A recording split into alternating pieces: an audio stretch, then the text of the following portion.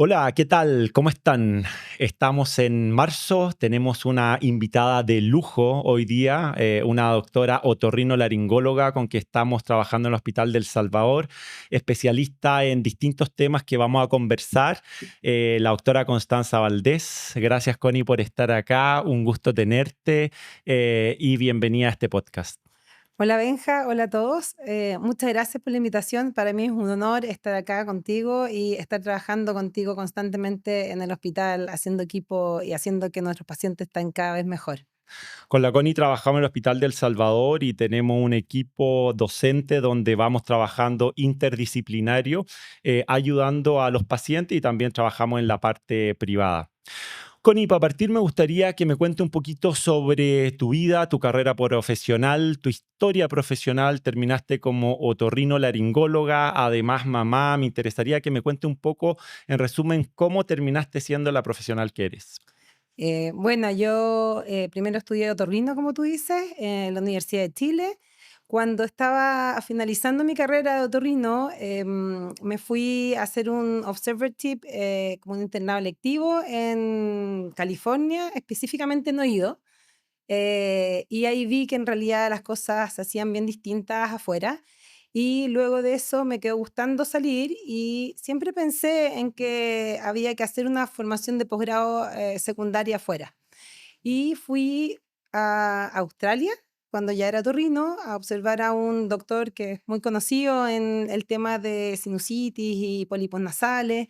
Y ahí fue cuando yo dije, esto es lo que yo quiero hacer, quiero estar a un nivel superior, mejor, y dedicarme full a los temas de nariz, específicamente la nariz funcional, tumores nasales, pólipos nasales, y gracias a una serie de conexiones y de relaciones personales y profesionales, finalmente ya hace más de 10 años pude acceder a un fellowship clínico formal con operaciones en Canadá, que básicamente cambió mi futuro, mi presente profesional.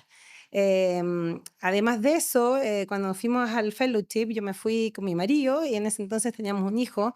Profesionalmente y familiarmente, la experiencia de vivir afuera es muy enriquecedora, porque uno pasa tiempo con la familia nuclear muy de calidad y paseos, viajes. Entonces, aparte de esta cosa profesional que para mí es súper importante, la parte familiar también ocupa una gran parte de mi vida, obviamente.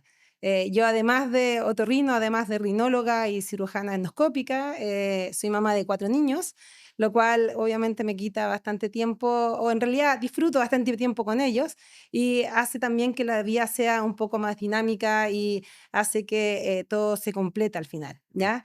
Y por otra parte, como hemos hablado mucho de estos hijos que a futuro tendremos juntos, que nosotros le hablamos, estamos juntos con Benjamín creando un fellowship de órbita y la docencia es una parte muy importante de mi carrera. Y es ahí donde yo tengo en la Universidad de Chile un puesto académico y donde donde formamos residentes para que luego vayan a distintas partes a hacer otorrino. Mm. Entonces, en resumidas cuentas, yo soy mamá de 4 niños, felizmente casada con Cristóbal y muy contenta con mi profesión que me llena cualquier cantidad. Y la verdad que yo pienso que cuando uno hace algo que le gusta, al final pasa de ser un trabajo y pasa a ser una pasión y es lo que a mí me encanta hacer. Así es, y la vocación que tenemos por el cuidado de nuestros pacientes, la vocación que tenemos por la medicina, nos unió y nos une en nuestras especialidades. Yo como oftalmóloga, tú como torrino, trabajamos juntos. Hay ciertas enfermedades que tenemos en común y que trabajamos en común. Y una de ellas que yo siendo paciente tuyo de ella y muchos de los que están escuchando el podcast lo sufren, es la rinitis alérgica. Y la rinitis alérgica es una enfermedad que puede ser muy invalidante, una enfermedad muy molesta, que puede tener también síntomas oculares. Y hay una interacción entre la oftalmología y la otorrinolaringología que nos une. Cuéntame un poquito sobre rinitis alérgica, en qué consiste, cómo se manifiesta, cómo impacta en la vida de tus pacientes y qué tratamientos les puedes ofrecer a los que sufrimos esta enfermedad.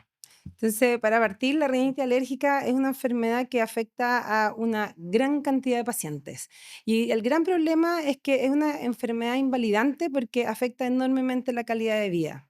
Se presenta normalmente como obstrucción, congestión nasal, con mucosidad nasal continua, estornudos, descarga posterior. Y estos síntomas uno normalmente los relaciona, viene la primavera y tengo síntomas, ¿no es cierto? Pero el punto es que la rinitis alérgica no solo está presente en primavera, sino que existe la rinitis alérgica que está durante todo el año, porque va a depender a qué cosa tú seas alérgico. Y en ese sentido, uno debería tratar esta enfermedad cuando se presentaran los síntomas, y hay distintas herramientas para tratarla, ¿ya? Dentro de las herramientas más importantes, uno es sacar la mucosidad de la nariz. Y la primera recomendación que yo le doy a todos mis pacientes es ocupar lavados nasales, ¿ya? De alto flujo, esto lo que hacen es limpiar la nariz, que tiene la función de, obviamente, de la respiración, de filtrar las partículas, de humidificar el aire que respiramos. Y si es que la nariz está tapada con secreciones, obviamente no vamos a poder cumplir esa función. Entonces, lo primero es destapar la nariz y sacarla con estos lavados nasales que son fantásticos, sirven para los niños, sirven para los adultos y hacen que salga toda esa mucosidad. Punto dos, los medicamentos. Y ahí va a depender un poco de cuáles sean los síntomas de los pacientes, ¿ya? Existen los corticoides nasales que mucha gente piensa que y les tiene miedo y piensa que no se pueden mantener permanentemente. Los corticoides nasales es un medicamento que es espectacular, que ayuda con la congestión nasal, ayuda además con los síntomas oculares. Entonces, en ese sentido, en la patología que nos compete a los dos, los corticoides nasales andan muy bien. Y cuando los síntomas son más de picazón de nariz, de estornudo, ahí tiene un rol también los antialérgicos orales. Y muy frecuentemente vienen los pacientes a la consulta y me dicen, pero doctora, es que me llaman antialérgico, me producen sedación, no puedo, me duermo. Entonces existen medicamentos ya de generaciones más eficaces y además que no producen estos efectos tan molestos que es la sedación básicamente. Entonces, a modo de resumen, la rinitis alérgica es sumamente prevalente, pero tiene tratamiento. Y cuando todas estas cosas funcionan, también existe la inmunoterapia. Nosotros también trabajamos en equipo con los inmunólogos. En los pacientes que esté indicado la inmunoterapia son como vacunas que le podemos dar a nuestros pacientes para que dejen de ser alérgicos. Eso también existe en Chile y se puede dar a los pacientes. Entonces, en suma, existen los lavados nasales, los corticoides nasales, los antihistamínicos y también existe la inmunoterapia para la rinitis alérgica y el control de sus síntomas. Muchas gracias. Voy a seguir todas tus recomendaciones que me llegó la receta hoy día y que estoy pero súper necesitado. Otra cosa que nos junta es la patología de las vías lagrimales. La patología de las vías lagrimales puede ser congénita o adquirida. Hay distintas formas de manejar esto, pero normalmente es quirúrgico y hay abordajes externos y abordajes endoscópicos. Y tú siendo una experta del abordaje endoscópica, me gustaría que me cuentes cuáles son los beneficios, a tu parecer, del abordaje endoscópico, si hay veces que crees que se va a preferir un abordaje externo y cuándo derivarías para un abordaje abierto, y cómo ha evolucionado esta técnica endoscópica que está cada vez más entrando en Chile y bueno, y tú siendo experta probablemente estás viendo toda esta transición que estamos haciendo hacia la endoscopía. Mira, es una pregunta súper buena porque al final, ¿qué ventajas tiene la cirugía endoscópica versus el abordaje externo? La gran ventaja es que carece de incisiones, ¿ya? Lo otro importante es que para mí no existe el abordaje de la órbita o de la patología ocular sin hacer equipo con un oftalmólogo. Entonces, para mí, la verdad es que no es que yo vaya a derivar al paciente, sino que yo creo que es sumamente importante que trabajemos juntos por el bien de nuestros pacientes, ¿ya? Además, lo otro importante que los pacientes deben saber es que los resultados de la cirugía endoscópica en patología lagrimal son similares que el abordaje externo. Entonces, tenemos una cirugía que por una parte tiene los mismos resultados y además no tiene incisiones en la cara, ¿ya? Entonces, esa es la gran ventaja. Y por otra parte, yo pienso que cuando uno trabaja en equipo, el paciente es el que más gana. Además de tratar mejor o tratar con similares resultados y sin incisión, lo otro que también nosotros podemos manejar con la cirugía endoscópica es el tabique. Y en muchos casos, cuando falla la dactiocitorrinostomía externa o un abordaje externo, es porque el tabique se nos va hacia el saco lagrimal. Y eso hace que finalmente esto recurra y tengamos que hacer un abordaje endoscópico. Entonces, la verdad, cuando yo pienso en un abordaje externo, la verdad que no mucho. Yo pienso que casi todas las patologías del saco lagrimal se pueden ocupar, solucionar endoscópicamente y jamás derivaría un paciente porque la verdad que el paciente es conjunto, ¿ya? No son mis pacientes, son los pacientes del equipo. Y yo creo que eso al final hace que el paciente tenga los mejores resultados. Dentro de los doctores que pueden estar escuchando el podcast y que hacen oftalmología, ¿cuándo sería, a mi entender, el abordaje externo el adecuado cuando tenemos sangramiento y estamos sospechando algún tipo de patología oncológica del saco lagrimal? Cuando nosotros hacemos una técnica endoscópica en un paciente que sospechamos una patología oncológica del saco lagrimal, vamos a diseminar todo el contenido del cáncer hacia la fosa nasal. Entonces, ahí estaría indicada la técnica externa. Entonces, frente a esa sospecha oncológica, que es rarísimo, se haría la técnica externa. No, completamente de acuerdo. O sea, cuando nosotros hablamos de oncología, eso es un abordaje completamente distinto a la patología funcional del saco lacrimal en que está obstruido. Yo me refiero a cuando está obstruido por patología funcional, claramente el abordaje endoscópico, para mi parecer, es el más indicado, y en oncología es completamente distinto el abordaje. Connie, dentro de las cosas entretenidas que estamos haciendo junto en el Hospital del Salvador es el trabajo interdisciplinario y que estamos sumando distintas partes. Tú eres experta en este trabajo, trabajas con neurocirujanos, trabajas con los reumatólogos, con los inmunólogos. Cuéntame cómo ha cambiado o cómo ha sido tu carrera en esta colaboración interdisciplinaria en la cirugía endoscópica propiamente tal y cuáles son tus principales desafíos en la coordinación de las distintas especialidades en cirugía endoscópica. Mm. Bueno, si uno piensa en la nariz está al medio de distintas estructuras y eso nos hace tan especial a los cirujanos endoscópicos porque podemos trabajar con distintos equipos, ¿ya? Un equipo son los oftalmólogos en los cuales trabajamos a través de la nariz hacia la órbita y otra parte muy importante de mi subespecialidad es trabajar con los neurocirujanos, en que nosotros somos como, yo les digo a los pacientes, somos el taxi del neurocirujano porque a través de la nariz podemos acceder al cerebro y podemos sacar los tumores del cerebro.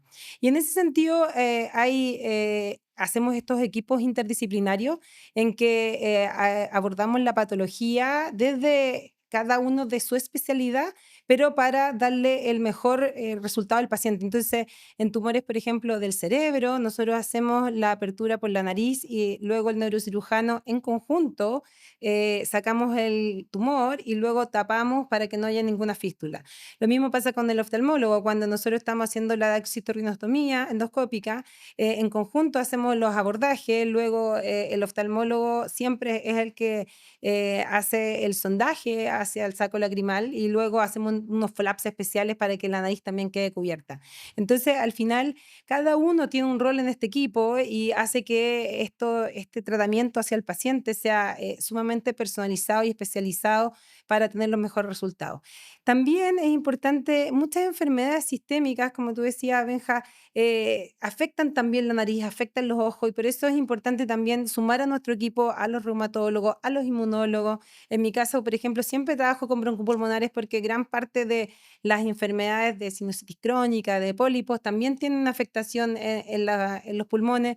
Entonces, en ese caso, es importante trabajar juntos, trabajar en equipo y ir consolidando estos equipos, conversar los pacientes, juntarnos en comité interdisciplinario y ahí es donde nosotros ganamos. Entonces, cuando yo trabajo, por ejemplo, con los neurocirujanos en tumores malignos, hacemos comités oncológicos.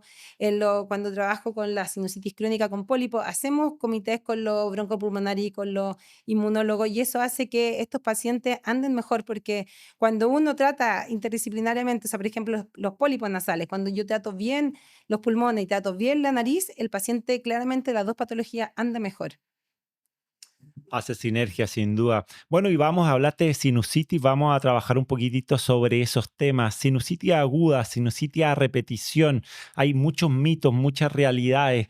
¿Qué errores se cometen normalmente en el manejo de la sinusitis aguda? El uso recurrente de antibióticos. Yo soy fanático de la microbiota, la cuido mucho y muchos pacientes vuelven y vuelven con los antibióticos, sobre todo en las edades pediátricas. ¿Qué pasa con eso? ¿Cuáles son los pros? ¿Cuáles son los contras? ¿Y qué recomendaciones basadas en la Mm, evidencia nos puedes decir con respecto a la sinusitis mm, en este contexto agudo y mm. recurrente? Entonces, primero partir por la definición. En general, una sinusitis aguda es una enfermedad que parte como un resfrío. Se caracteriza por tener mucha mucosidad, mucho descarga posterior, obstrucción nasal. En algunos casos hay pérdida de olfato o disminución del olfato. Y estos síntomas pasan más de 7 a 10 días que persisten o que empiezan a mejorar y después aumentan, ¿ya? Entonces, a eso le llamamos una sinusitis aguda. La sinusitis recurrente es cuando este episodio de sinusitis cede y luego recurre en el año, recurre 3 veces en 6 meses o 4 veces en un año, ¿ya? Aquí lo importante es que, claro, cuando nosotros vemos que este cuadro persiste, está bien el uso de antibióticos, pero pasa muchas veces y una consulta muy, muy frecuente para mí es que viene este paciente, hoy día mismo, viene una paciente que me dice, tuve un episodio en diciembre, tuve un episodio en enero y ahora nuevamente en febrero, nuevamente estoy con una sinusitis y el doctor nuevamente me quiere dejar antibióticos. Entonces ya había tomado 2 veces antibióticos y los síntomas de la paciente eran presión facial y era mucosidad nasal continua. Entonces, yo con unas cámaras que introduzco en la nariz, veo esta mucosidad y la verdad, claro, la paciente tenía mucosidad, pero es una mucosidad que no se ve purulenta y ese paciente que tiene todos estos síntomas se confunde porque hay una inflamación post-infección que no necesita antibióticos y que sí necesita muchos lavados nasales, muchos corticoides nasales y con eso los pacientes tienden a andar bien. Y esos pacientes, este paciente de hecho había ido a un otro doctor y el doctor le había dicho, no, tú ya te tienes que operar, llevas 2 meses con esto, hay que operar. Pero la verdad que uno tratando la sintomatología, no estoy diciendo que no todos los pacientes se operen, pero muchos de estos pacientes que vienen recurrencia, que no necesariamente son sinusitis con medicamentos antiinflamatorios como son los lavados y los corticoides nasales, andan muy bien, ¿ya? Y la sinusitis aguda recurrente, que estas recurrencias de la sinusitis en un año en un paciente que normalmente se siente bien, también muchas veces cuando uno trata el resfrío, o sea, el paciente, yo lo primero que hago le digo, ya, cuando parten ustedes con el resfrío, trátense con lavados corticoides nasales. Si pasa de los 10 días con mucosidad, véngame a ver, déjeme verle su nariz y ver si es que esta mucosidad es realmente purulenta y ahí vemos si tratar con antibióticos. Muchas veces también, qué cosa es importante cultivar, cuál es el microorganismo que está siendo causante de la enfermedad para así dar un tratamiento más personalizado para el paciente. Y claro, y luego de eso también hay algunos pacientes que no andan bien y que pueden tener alteraciones anatómicas en sinusitis recurrente o pueden tener alteraciones inmunológicas que hay que estudiarlas. Y ahí nuevamente entra el sistema interdisciplinario en que yo trabajo con un inmunólogo, el inmunólogo o la inmunóloga me estudia la inmunodeficiencia. Y si tiene el paciente una inmunodeficiencia, eso se trata y los pacientes se curan. Y los pacientes que no se curan, a pesar de todo este tratamiento, pueden ir a una cirugía y con eso andan muy bien también. Pero siempre en el contexto del estudio del paciente y no necesariamente todos los resfríos, o sea, todos los resfríos no necesitan antibióticos y todas las sinusitis tampoco. Siempre prima mucho el tratamiento con lavados, con corticoides nasales. Súper. Cuéntame sobre sinusitis crónica, ahora hablemos. ¿Cómo se define? Y hablaste de una asociación de la sinusitis Mm. con enfermedades broncopulmonares como el asma y otras enfermedades. ¿Cómo se interrelacionan estas enfermedades? ¿Cómo empiezas a trabajar con los broncopulmonares? ¿Por qué ocurre eso? ¿Cuáles son las particularidades que tenemos que pensar en el Mm. tratamiento de estos pacientes que tienen problemas tanto sinusales como pulmonares? ¿Y cómo la cirugía puede jugar un rol? Bueno, entonces la sinusitis crónica es una enfermedad crónica y eso es súper importante que los pacientes lo entiendan porque significa que tienen que tener un tratamiento permanente para mejorar su calidad de vida, ¿ya? Se define como 3 meses con síntomas que son la obstrucción, la mucosidad, pérdida del olfato pueden tener y también pueden tener presión facial, ¿ya? A modo general, se dividen con pólipos sin pólipos, ¿ya? Y cuando estamos hablando de una sinusitis crónica con pólipo, en general hay una inflamación que también inflama los pulmones. Y ahí es cuando nosotros hacemos sinergia con los broncopulmonares para que tanto la patología del asma se logre controlar y así nosotros controlar el tratamiento de la nariz. Cuando el paciente nosotros lo hemos tratado con algunos con corticoides, con lavados nasales, con corticoides nasales, y el paciente no responde al tratamiento, ese es un paciente que probablemente necesita cirugía. Y lo que pasa es que ha cambiado mucho la cirugía de lo que se hacía hace unos años a lo que se hace ahora, en que ahora estamos haciendo abordajes en que abrimos todas las cavidades y la racionalidad de la cirugía finalmente es abrir las cavidades para que el medicamento llegue a la nariz y eso hace que los síntomas y la inflamación disminuya y que los pacientes mantengan su calidad de vida cuando mantienen su tratamiento, ¿ya? Y cuando yo lo que yo he visto y por otra parte es lo que la evidencia demuestra, la evidencia científica, nosotros no hacemos las cosas porque a mí se me ocurrió, sino que todo lo basamos en estudios y en evidencia científica. Lo que muestra la evidencia científica es que cuando uno trata la sinusitis y trata el asma conjuntamente, los pacientes andan mejor. En los pacientes con poliposis que no logran andar bien, también cuando uno los opera, su asma también mejora y eso está demostrado en papers científicos. Y en los pacientes incluso que tienen además una triada que se llama la triada de Samter, que tiene poliposis, asma y alergia a los AINE, a la aspirina, al ibuprofeno, esos pacientes cuando hacemos unos abordajes extendidos que yo aprendí en Canadá, se ven sumamente beneficiados y logran andar bien de su sintomatología, tanto broncopulmonar como de la parte sinusal, ¿ya? Cuando hay pacientes, como todos tenemos pacientes que no andan bien con nuestra cirugía, es un pequeño porcentaje y esos pacientes probablemente nosotros ahora hay medicamentos nuevos que se llaman biológicos que van directamente a la molécula de la inflamación y hacen que disminuya la inflamación tanto a nivel nasal como a nivel broncopulmonar. Y ahí es cuando nosotros trabajamos también con los inmunólogos que nos ayudan a la indicación de estos medicamentos biológicos que hacen que la inflamación se pase completamente. Y eso ha cambiado un poco la prescripción de la cirugía, es decir, los tratamientos biológicos han disminuido la cirugía endoscópica. Mira, a nivel mundial probablemente algo ha disminuido, ¿ya? Yo pienso que, no es que yo piense, sino que la cirugía endoscópica es una herramienta sumamente efectiva, ¿ya? Y el problema de los biológicos es que es un tratamiento permanente que se inyecta y que el paciente está constantemente, lo tiene que estar constantemente utilizando, ¿ya? Y por otra parte son medicamentos de alto costo, entonces la cirugía es una herramienta que hace que la calidad de vida mejore en los pacientes y un porcentaje muy bajo de pacientes va a necesitar estos biológicos. Es una herramienta fantástica, pero no es para todos, porque si tú tienes un paciente que con cirugía y tratamiento médico va a andar súper bien, no tiene ni un sentido indicar un medicamento tan avanzado. Sería como el parangón de matar una mosca con un martillo, no tiene ni un sentido. Entonces, los tratamientos biológicos son maravillosos, pero tienen su indicación. 2020, un año terrible, el año de la pandemia, donde estuvimos todos encerrados, nos atacó y creo que los otorrinos fueron las grandes estrellas de esto y si se recuerdan, el COVID producía problemas del olfato. Sé que hoy en día está bien estudiado, que está haciendo investigación al respecto en esta área. Cuéntanos qué sabemos hoy de esta pérdida del olfato de COVID. ¿Se recupera? ¿No se recupera? ¿Qué evidencia hay? Sé que estás haciendo alguna investigación de plasma rico en plaquetas para mejorar esto. Cuéntame un poquitito. Bueno, todas las infecciones virales pueden afectar el olfato, ¿ya? Como la población que se vio afectada con el COVID fue tanta, el estallido en publicaciones de olfato durante la pandemia fue una cosa impresionante, porque mucha gente se vio afectada, ¿ya? Entonces, la cantidad de papers que se han publicado en los últimos 5 años con respecto al olfato es increíble y la cantidad de evidencia científica que va surgiendo es maravillosa porque nos da más herramientas para todos nuestros pacientes, ¿ya? Con respecto a la evidencia que hay cosas que funcionan para el olfato, ¿ya? Y está bastante demostrado que, uno, el entrenamiento olfatorio es sumamente importante, ¿ya? Y esto es algo súper sencillo de hacer, no necesita prescripción médica y básicamente consiste en oler al menos 4 olores 2 veces al día, 1 minuto cada vez.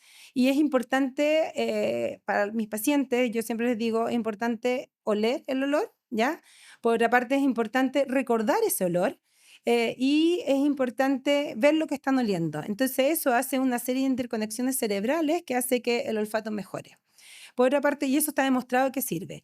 Lo otro que también sirve son los lavados con corticoides nasales. A diferencia de los corticoides que ocupamos normalmente, estos tienen que ser corticoides que se ponen en la botella de lavados.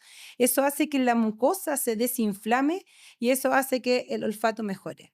Y la última terapia que ya hay bastantes estudios y cada vez se está haciendo más a nivel mundial, es el plasma rico en plaquetas, ¿ya? Básicamente se toma una muestra de sangre, se separan los distintos elementos y se crea este suero que luego se inyecta en la nariz. Con una camarita y eso hace en alrededor de por lo menos un 50% de los pacientes que no tenían olfato que el olfato mejore. Esto está demostrado ya en pacientes con COVID y se necesita al menos 3 a 4 sesiones de estas inyecciones para que los pacientes recuperen, ¿ya? Anecdóticamente también pacientes que no habían sido afectados con COVID, que tenían una pérdida de olfato de larga data, también han recuperado olfato con esta técnica y nosotros ahora en el Hospital Salvador estamos en periodo de reclutamiento para demostrar en Chile, porque en Chile no se está ocupando, para demostrar que en Chile también tiene efectividad y es un estudio que está abierto en este momento si es que alguien quiere participar, para demostrar que aquí en Chile sí funciona y para luego ocuparlo en nuestros pacientes abiertamente, ¿ya? Por otra parte, también es importante que la pérdida de olfato no solo proviene de estas infecciones virales, sino que hay otras cosas que hay que descartar y por eso es súper importante la evaluación. Por ejemplo, los pólipos nasales hacen que uno pierda el olfato y eso es otro tipo de tratamiento para eso. También hay algunos tumores que pueden hacer que uno pierda el olfato. Entonces, antes de empezar a embarcarse en este tipo de cosas, hay que estudiar a los pacientes para descartar otras causas. También hace poco publicamos junto a una residente, que Grace, en la revista Otorrino, si quieren saber más de olfato, un paper bastante extendido con respecto a las distintas terapias que hay, a las distintas causas que hay de pérdida de olfato. Súper. Vámonos un poco entonces ahora a la oncología. También haces oncología y la cirugía endoscópica. Hay tumores nasales, hay tumores de base de cráneo y ha cambiado un poco este paradigma, este enfoque quirúrgico con la endoscopía. Cuéntame cómo han sido esos cambios que ha hecho la endoscopía en este contexto oncológico. ¿Cuáles son los principales beneficios que tiene la cirugía versus a los abordajes tradicionales que hacían antes de todo el desarrollo de la cirugía endoscópica? Bueno, aquí claramente nuevamente se mezcla la interdisciplinariedad. Yo no soy dueña de mis pacientes, sino que somos un equipo, ¿ya? Y en ese sentido es súper importante que todo paciente oncológico pase por comité oncológico, que planeemos tratamiento en conjunto. Y en ese sentido hay distintos niveles de tratamiento y tenemos que dar el mejor tratamiento a los pacientes. Lo primero que todo y es que la primera chance del paciente oncológico es la primera cirugía, ¿ya? Y muchas veces nos llegan pacientes que fueron como tratados, que se les quitó un pólipo, que no era un pólipo, que terminó siendo un cáncer, y ese paciente giró un poco su pronóstico porque se intentó hacer una cirugía oncológica que no era oncológica, ¿ya? Entonces, en general, las personas que tratan oncología tienen que estar formados en oncología, ¿ya?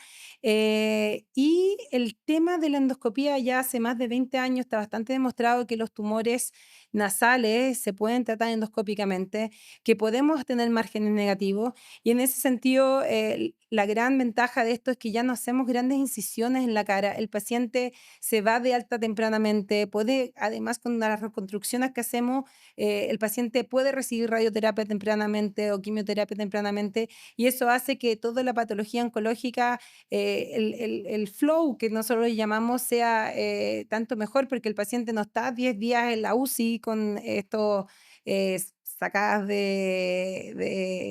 con estas incisiones gigantes, pero por otra parte hay que tener claro que hay patología nasal que tiene indicación endoscópica y hay otra patología que nosotros nos apoyamos con nuestro equipo de cabeza y cuello en que, por ejemplo, si un tumor aborda la piel de la nariz, no es algo que yo vaya a hacer endoscópico, sino que es algo más que le corresponde hacerlo abierto. Entonces, lo mismo que tú decías, cuando endoscópicamente el aparato lagrimal, bueno, si es que la verdad es que tiene un cáncer, probablemente eso va a ir abierto. Lo mismo, hay indicaciones que van a ser endoscópicas y hay indicaciones que van a ser abiertas y en ese sentido es muy importante esta como conjunción que nosotros hacemos con mi equipo de cabeza y cuello, con el equipo de oncología y para dar el mejor tratamiento al paciente. Cuando planeé hacer una estada de perfeccionamiento en oculoplástica, que es el área que yo me dedico, que es la patología de las órbitas, de las vías lagrimales y de los párpados, quisimos armar un equipo sólido en donde hubiesen distintos profesores de la Universidad de Chile y te elegí, Connie, bueno, todo el currículum y toda esta motivación que tienes por la docencia, cómo te has involucrado en toda tu carrera con la docencia y cómo te quieren tus alumnos. Cuéntame cómo ha impactado la enseñanza en tu propia práctica médica. ¿Por qué te decidiste mantener siempre en los hospitales públicos? ¿Por qué te decidiste siempre estar enseñando? ¿Por qué eres tan generosa con todos tus conocimientos? ¿Y cuáles son las estrategias que propones para formar estas nuevas generaciones? Gracias, Benja, por las palabras. La verdad que yo creo que la docencia tiene un efecto multiplicador, ¿ya? Tú cuando enseñas, por una parte enseñas con un paciente y yo trato a esos pacientes muy bien, quirúrgicamente y médicamente, pero por otra parte estoy enseñándole a un residente que luego eso que yo le enseñé va a ir a otro hospital y va a tratar a sus pacientes. Entonces, este trabajo que nosotros vemos que es tan chiquitito, al final es súper multiplicador, ¿ya? Y por otra parte, yo pienso que la enseñanza y cómo le estamos enseñando a nuestros residentes hace que ellos aprendan. Y a mí muchas veces el otro día un doctor me dijo, hoy, muchas gracias por enseñarle a esta persona porque la verdad es que pudo solucionar un problema, operó un tumor y ella lleva 3 años de egresada y está haciendo patología incluso tumoral muy bien. Entonces yo pienso que para mí, por una parte, es muy importante el tratamiento de mis pacientes. Yo creo que en el hospital crezco y a veces que hago que mis pacientes también estén bien y están contentos y los puedo en alguna forma ayudar. Es como mi granito de arena que siempre me ha interesado estar en la salud pública. Y por otra parte, creo que este efecto de la docencia es un efecto que hace que más pacientes estén bien. Entonces, creo que es sumamente importante y por otra parte también yo aprendo de todos mis residentes y eso también me enriquece. Y también al final la cantidad de pacientes que uno llega en la salud pública es infinita. Y eso hace que también nosotros ganemos experiencia y hagamos que el tratamiento para nuestros pacientes sea mejor. No sé si se explica mi explicación.